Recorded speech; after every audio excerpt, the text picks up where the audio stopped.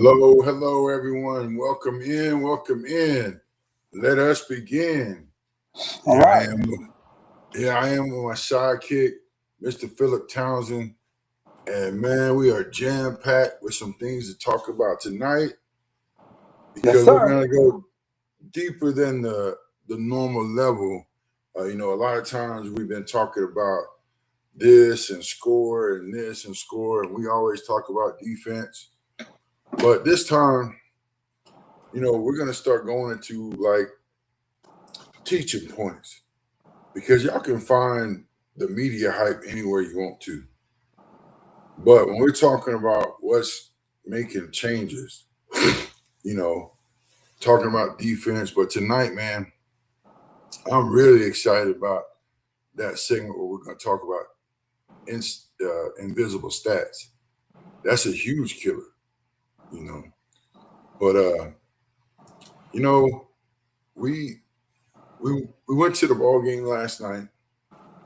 I'll set it up like this, veterans needed a win after they lost to Bernie. Pieper was coming in ranked 14th. And Phil, the gym was electric. District play. District play. And we talk about there's 6 teams that can make it, and there's only 4 teams that are going to be allowed. But, I think the first thing that we noticed right off the bat is how amped up the guys were. Yes. And in that early part when things are going up and down, and you just got to settle down at the 2-minute mark, 2 minutes gone, it was still 0-0. Right. Helter skelter. But you know what was funny, man, is those same shots that were air balls over the rim from the corner. The guys were already demonstrating their habits from the gym because that was their spot. And guess what? That same young man hit 3 of them from that same spot. So when we start talking about habits, and me and you talk about it, coaches don't recruit highlights. They're looking for habits. So, it was a physical game. I think you made the comment that you wish that games were called like that back in your day. Yeah. But there was a lot, we're going to talk about effort and it not being on the scoreboard. Man, they were just zoom. But the pace slowed a bit at times, but it never slowed down, and I think that, like, we're going to talk about invisible stats throughout the game, but I know you had something you wanted to say, and we'll get into that in a moment. Yeah, but I want to say, Kev, is that when we talked about the pace, it was zoom, like you said, right? But again, after a few minutes of play, it was like controlled pace. But it's not that it slowed down, really eased up. It was just more under control. And and when you mentioned about habits, and we got to see habits, of course, what we got to see early on, maybe something in the not good habit category, but then again, we got a chance to see that the practice and all of good habits came into play once everything settled some. So, so it was really good. I want to call out, the forwards. That's an invisible stat right there because they were running rim to rim, and as a forward and all these things, you got to do that because one of those forwards ran down the middle of the court while the opposing team was on a fast break. And just by him blitzing that area, veterans had to pull the ball out, And so that's something that doesn't make the stat sheet. But I guarantee you, a coach is going to see that because they're running the floor, filling the lanes, getting back on defense. And that went both ways, Both ways. And you know what? Those guards, they really defended. Go ahead. No, Kev, not only did the guards really defend, everyone on the court really defended. I don't care which subgroup came in, everyone defended. It was easy for me to say that was the most well defended, I'll say, effort and hustle and Mhm. grind defended game I've seen. I've watched in San Antonio high school basketball play because it didn't just happen at the start. They defended to the last seconds on the clock. That's what made it such a brilliant game.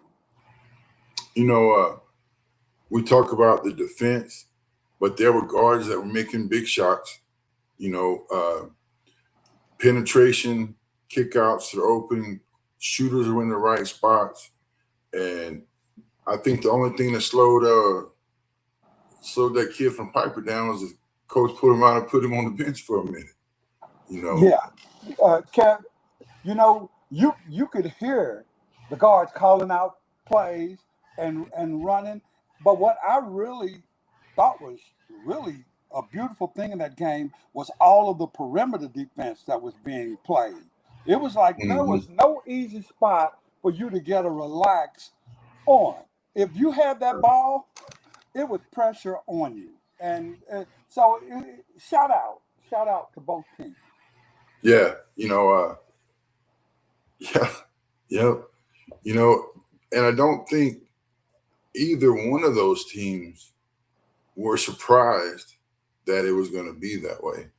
I think both were very prepared. You know, um, I one thing, we talk about, are you coachable or agreeable? So if you're agreeable, coach says do this, do that. Okay, coach. Okay, coach.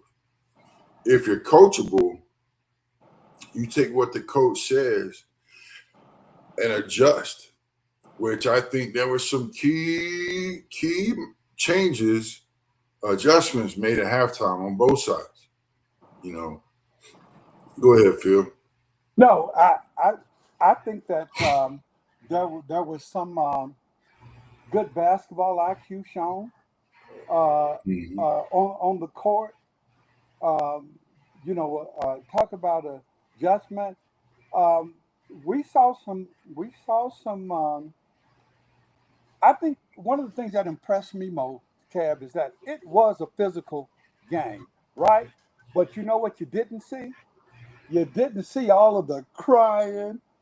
He's Hmm. doing this and that. That gets back to the preparedness that you talked about. It wasn't a shock to either team that it was going to maybe play out that way. Yeah, and it's one of those, um, proud of the toughness, uh, you know, and you got to win at home.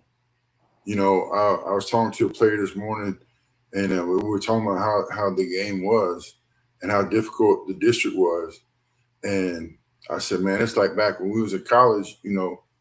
You had to win all your home games and still a few on the road. And I think that's how that district is gonna play out. Um, you know, I think that we're gonna go to like a evaluation point right now, and I think that is very important because we talked about those forwards, we talked about those guards, we talked about those wings, exploding, hustle, run, and if we get these young fellas to understand, you really need to win the first three steps. The first three steps, that's where your explosion takes off. First three steps is the separation, and I think so many times when we say explosiveness, fans are thinking explosive jump, explosive to the basket. Nah, explosiveness starts with the most important key was run the floor. Run the floor. that gets you either into a possession or gets you defending the possession. And I think, we can go back to a couple of possessions where Pieper, I think on one of them right off the bat, Mason Thomas on the bench side going left to right. And he took off, they took off, but he slowed the pace down because there wasn't an opportunity. Now you flip that around and you got AJ Dennis from Wagner. He tips a ball and he just outruns the defender and scores the basket. So it's one of those things. That's where that explosive twitch changes the perception of the possession. I used to back in my time 50 years ago, but a coach told me, he said, always look at your opponent when you're going to go on offense. He said, if your opponent is in front of you, take a fast jog. Don't waste your energy, right? On defense, you always run like your hair is on fire. Now, if the rebound happens and your man is even with you or behind you, that's when you take your first 3 steps, explosive. So it's a way to kind of the game within the game, and I played against guys that were way more athletic than I was, but I learned how to take, I won't say shortcuts because it wasn't a shortcut, right? To take advantage of the situation, Sure. And I think it's easy for players if they have lost those first 3 steps and they're behind. If you're not the player that you need to be, you're not going to fight to catch back up. Yeah, I want to make sure that people understand the point that you were trying to make earlier when you were talking about Mason Thomas taking the ball, because you were only trying to talk about the twitch and getting, not the fact that, he didn't outrun somebody. Because think about it, the whole point is he showed basketball intellect by pulling it back out, right? So the thing is that the demonstration was just about the twitch, people. Don't want anybody to get their hair on fire. So that just recognizing that Mason Thomas demonstrated good IQ right there. Yeah, and that's in this, I don't want to say this era, but I think guys are spending so much time on cone drills and not playing the actual game. Cone drills, you're not playing 3-on-3, 4-on-4, 5-on-5. And, you only get that IQ from being in position, and, let's think about it back on the courts. If you lose a game, you might sit 4 or 5 games. You know it. And so I think that's one thing that messes up, and we'll close out this section with 2 things. One, coaches trust people that are sprinters, that are always exploding down the court, because you can trust that, because the only way to sustain that is for you to be in peak condition. And, it's funny talking about being in peak condition. I was watching a documentary on Dennis Rodman, and they said Rodman watched so much film and would ride the treadmill, and then he would get prepared to go play the game, and he would play the full 48 minutes. And then he would go back on the treadmill after the game and do the weight room. But that's how he kept his body. He knew what he had to do for his body. And I think youngins coming up, they got to understand what they got to do for their body. We were a couple of guys and I were talking, and I think you were involved with it. We're talking about players' bodies, thin or not, heavy or not. And, some guys are going to bloom late. That's fine. But you got to make sure, that you are doing everything you can, because 95% of guys, the last game of their senior year is their last game ever. Right. So you're trying to be different than the 95%. So how are you separating yourself? The flip side of that, when we're talking about sprinters, you know, coaches will see a kid jogging, and as an evaluator, it's a red flag, because two things: one, you're out of shape, or two, you've been on the court too long. Because you can play balls to the wall and there be a foul, free throws, out of bounds to catch a little breath. But when your quarters are 8 minutes long, you should be able to go 7 minutes, 6 minutes. And I was really disappointed in watching film today where a guy it was a center, had a wonderful first quarter. Wonderful. I had double figures, points, rebounds, 6, 7 rebounds. And there was a transition with 30 seconds left. You know, that joker just bent over and pulled his shorts across half court. And I'm thinking, man, at least make the effort to jog, because you're just standing there. And I don't think guys understand that. But before we go into our next segment, anything you want to talk about? Because I know that you were very athletic when you played. I know that explosiveness was a good thing for you. Yeah.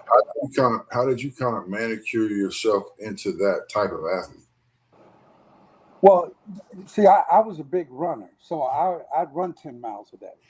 You see, and so managing a game of basketball, especially when I played, I really only had to play half a game. So, so it was I remember you easy. telling me that. Yeah, it was easy for me to have all the energy in the world to do what I did.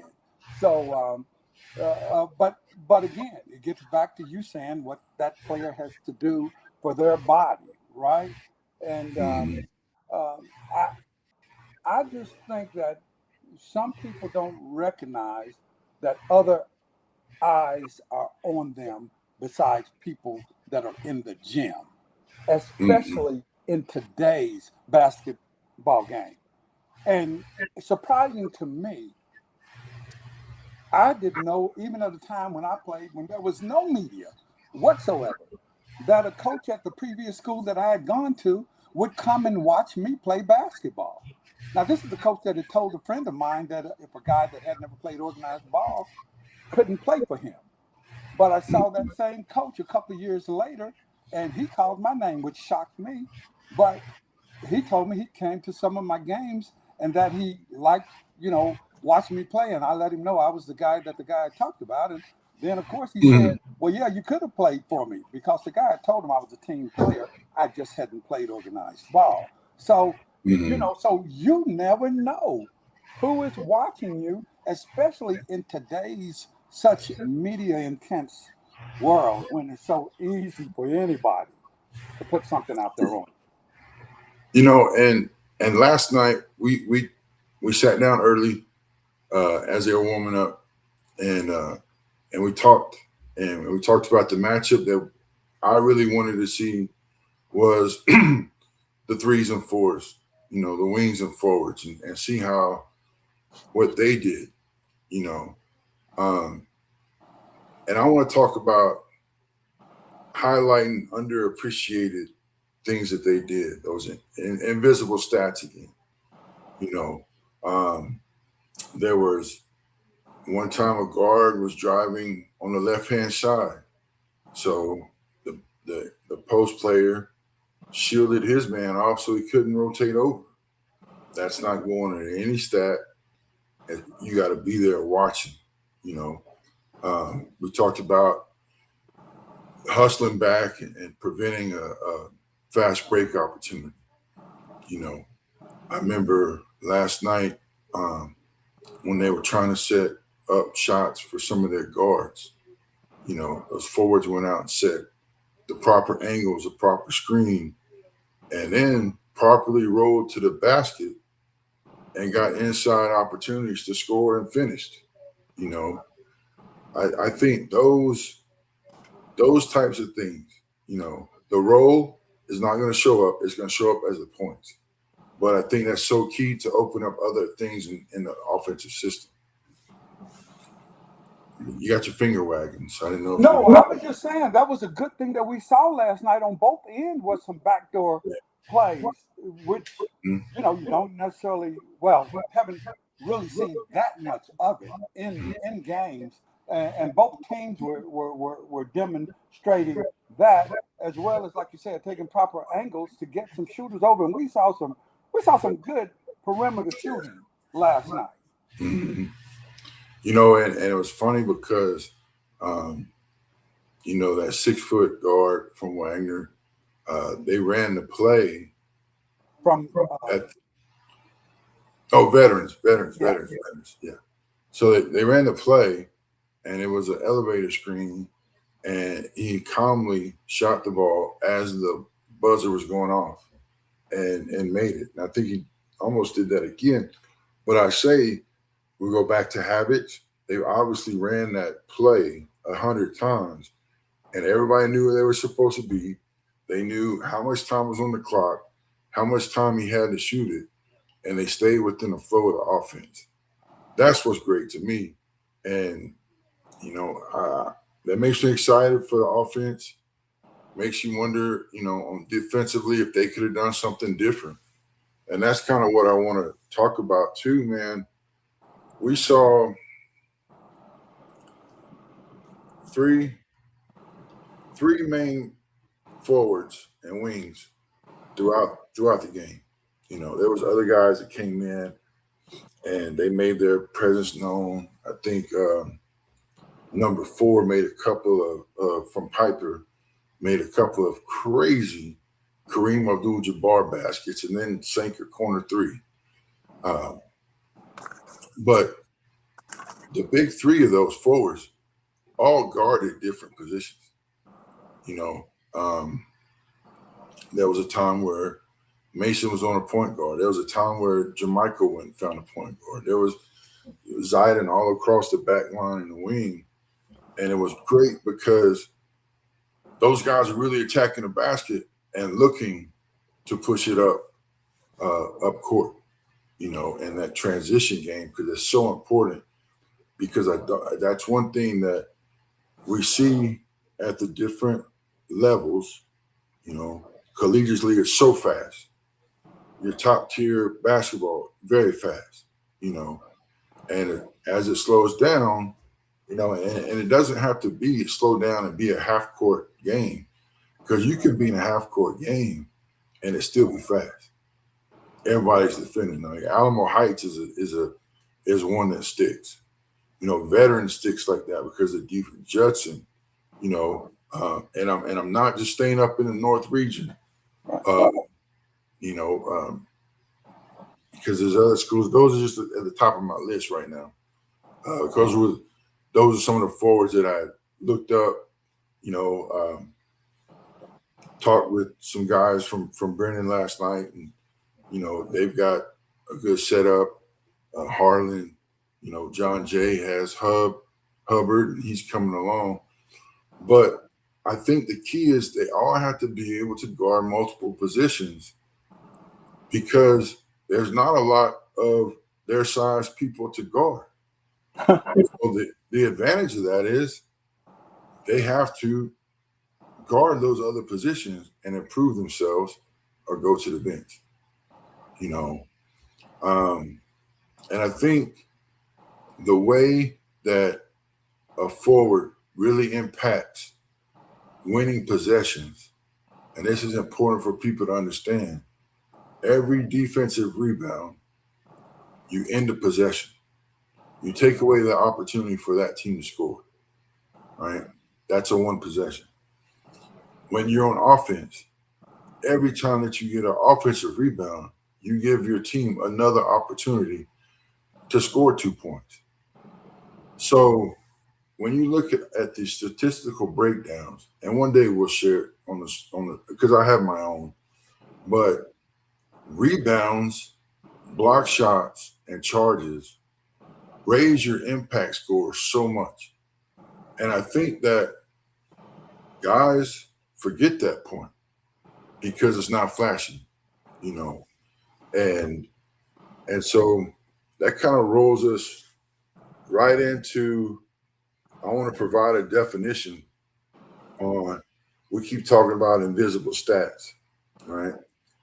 And invisible stats are repeatable behaviors that impact winning without producing points, rebounds, or assists, but they'll be immediately recognized by coaches and evaluators. So you think about how many times we went and watched someone score 25, 26 points on offense and they don't cross half court on defense. It sticks out like a sore thumb. Like a sore thumb. You know, and I've said it. Except that you get that energy to cross that court when it's on offense. Yes. And you know, last time we clipped that on you, you said, man, it went viral. You know, but I think parents have to understand, players have to understand that those invisible stats are what's going to get you recruited because coaches do not recruit highlights. Again, they don't recruit highlights. They're going to look at your full game film and they're going to see your habits. You know, and I don't want that to happen to anyone. But I do want to be able to say you can't ever tell that big country one-eye scout never told you. You should have been paying attention. You know,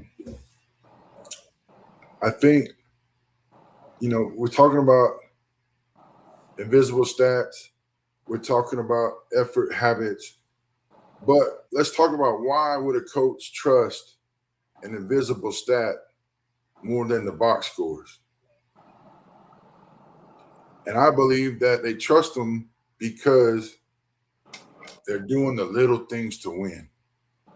You know, and whenever you're recruiting a high school senior, you already know that you're probably not going to play much as a freshman. Because if you're playing right away as a freshman, you're either the dude or there's issues. And, you know, so or you went to a place where they needed your skill set, but you got to do more than score the ball. And I don't think guys understand that coaches aren't looking for a one-way scoring two guard, a one-way scoring wing. I don't care how tall you are. I don't care how long you are. If you're not getting back on defense and doing the little things, you're useless. Because you can score 25 and give up 27. You know it. Yeah. Yeah. You know, I can say like one big thing that I've been pondering is can a player get recruited off invisible stats alone? And I'm tempted to say yes. It's kind of a philosophical question. But no, because you're still going to have to rebound. You still to defend, you know, score something, but right. Sure. But whenever you have, let's face it, when you have 6'6", 6'7", scores 25, but gives, you know, but doesn't put forth all the effort, and you got 6'4", 6'5", that can score 20, but plays all possessions. Yeah. That's why these guys aren't getting recruited, and they're not understanding. Right. But that's where your hypothetical comes into play, Cad, is that's when you can be that marginal scorer. Mm-hmm. Or, you know, something in that nature. All of these other enhancements that they see.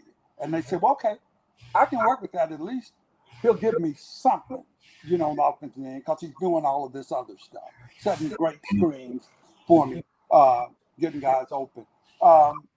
So that would be kind of like, the way I could see someone going in under the hypothetical that you put forward. Yeah, man, I'm looking for this stat, man. But you know what? We'll keep talking. And let's pull up on our last segment and Okay. talking about watching the ball or watching your man. We see all the time these well-coached teams that take that backdoor cut. The only reason that backdoor cut is open is because you lost sight of your man. Don't you know it? And I sit back and think, you know what's going to happen to some of these guys? They're going to get all dunked on and get their feet hurt. And I do want to applaud that too, man. Last night with all that physicality, all the aggression, we never had one situation where anybody stepped up to someone or disrespected someone. Right. There was a couple of hard fouls at the end. Yes. But everybody maintained their composure. This is the stat I was looking for. Yeah. Across all three levels of Division 1, 2, and 3, there are only 172 players that average 20 or more points. Only 177. So, wow. Yeah. So, but here's a different stat for you. There's only 77 players that average double-digit rebounds per game, and only 21 of those at the Division 1 level. I keep telling guys, be a 12 and 10, be a 12 and 12. If you rebound, you're going to get paid, but they want to do the sexy things, and the sexy things aren't getting you recruited. That's why you're sitting at home right now, don't have any offers. Just gets me going, man, because you spent all this time working with these guys, get these mixtapes put together to highlight what you're doing. No. They're going to see the full game, and they want to go see if you're going to defend every possession, if you're going to rebound every possession. Man, because I'm getting calls from Division 1 schools that are looking at that senior right now, and they're asking, is he this, is he that? I hear junior college coaches calling, asking, is he tough enough to play in this conference? And I'm gonna tell you right now, and we'll clip this one.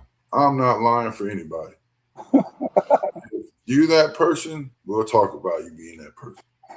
I'm not gonna throw shade on you, but I am not lying for no one.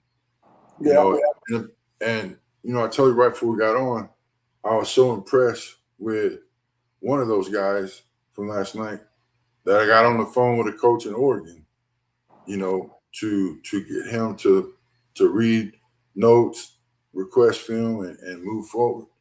So we're making phone calls on the daily. And I just want guys to keep playing hard, But, go ahead, Phil. I just want to get back to what you talked about.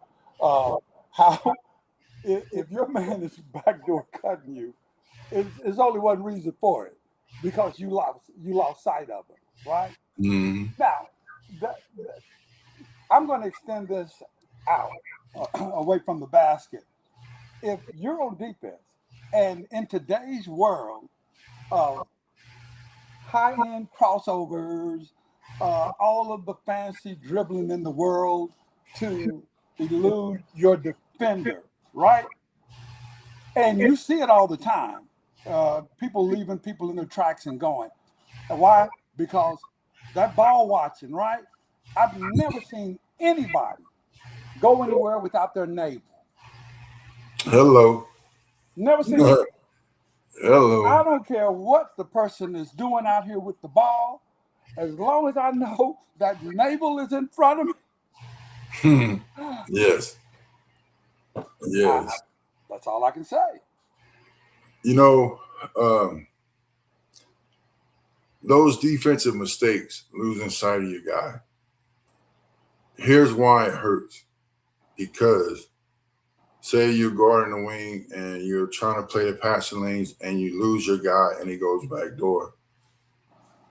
If your team is playing the right help defense, you're going to have somebody come over and either try to take the charge, block the shot, or just get in the way. Well, 2 out of 3 of those are bad. And you're going to punish the good guy, the one that came over to help, Right. catch the foul. And it's all because you did that. And the same thing happens on offense when there's a pet peeve, man. Throw the ball when the guy's open. Because if you wait, he's not open anymore, and it's a turnover. And a lot of times the turnover is going to go against the guy that didn't catch the ball because everybody's going to say, oh, he should have got it. No, it was a terrible pass. Right. Again, to expound on what you mentioned, is that this weak side help comes over and now the guy that was going to the basket, he shovels off to your man that you're supposed to be guarding originally, and he scores the bucket. Yep. Just compounding the embarrassment or what could happen to that one player that had to try and make up for your mistake. And I think that, we can name drop a couple of guys, right, that do this. They move on the pass. They don't move on the catch. Some guys that do that spectacularly is Isaiah Ward. Donnie Chris does it some. Antoine Almuter, Armin Almuter from Paris Episcopal.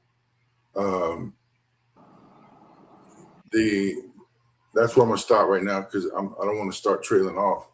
But those are some guys you want to know. Go pull up their highlights because I have. Isaiah Ward is taller than I thought. Yeah, he's a full 6'6", man. He's a full 6'6", and healthy and bounce off the floor. And I'm sitting there saying, don't watch highlights. Highlights don't matter. But the way I've been cutting my highlights, stuff that I put up, is to the play before. Because so many people will focus on the deflection, turn it to a dunk, right? The deflection didn't occur at the deflection point. The deflection actually occurred when the defender saw the pass, moved on the pass, and then caught it and went down and made that play. Anticipation, are you going to get burnt on anticipation? Yes. Are you going to get burnt anyway at times? Yes. And you live with them because you start learning how to do it. But in the sake of saying invisible stats, I think that we need to step back as a basketball community and start teaching those pieces of why you get back. What does it really look like when you get back? One thing my college coach did, I didn't like it at first, and then I saw the reason behind it. He start the season, we rotated in pairs, and we would rotate out every 2 minutes. And I was like, man, we never get it. And then it was every 3 minutes. And then he said, you should never go past 4 minutes because that means you wasn't doing it. Now, if you were cooking, and we had guys that would cook, they wouldn't come out the game because they were on fire. But as bigs, man, you should be banging, you should be snatching, you should be looking to pass the ball forward. And in my day, we would look at like Moses Malone and Charles Dawkins Willis Reed, not Willis Reed. Oh man, I can see his face. But anyway, those guys would catch the ball and outlet. If people will stop today and look at the Joker, he's always looking to push the ball up. And I think that's a big difference when you see, we'll talk about DJ Jordan. DJ Jordan will get a lot of rebounds from his guard position, or he'll catch the outlet. DJ may put one bounce for the ball, but the first thing he's looking is to see if he can throw it up to someone to go ahead and get that fast break bucket. Because if you get that fast break bucket, they never get a chance to set up their traditional defense, which means you score and you get back before they get going. But I'm just gonna start closing up here. Effort is always gonna show up before talent. And when the effort's there, habits. We talk about defense being the best slump buster there is, because you can always do something, and habits are always going to travel. Hey guys, this isn't all about height. It's about habits, and habits decide who stays on the floor. So we're going to chop some of these up, make them into different clips. But at the end of the day, remember, it ain't for everybody, and only 95% aren't going to make it. So you want to be in that 5%. So start doing winning things and quit being a bum. Thanks, Phil. That's why he's the one-out scout, telling it like it is, because guess what? It ain't for everybody. It ain't for everybody.